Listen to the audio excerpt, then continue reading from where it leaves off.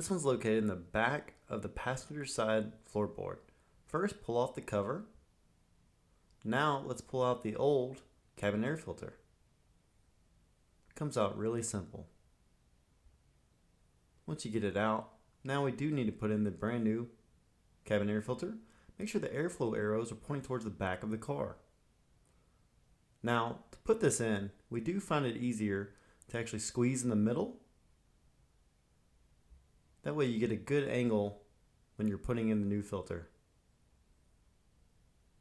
Then just slide it in.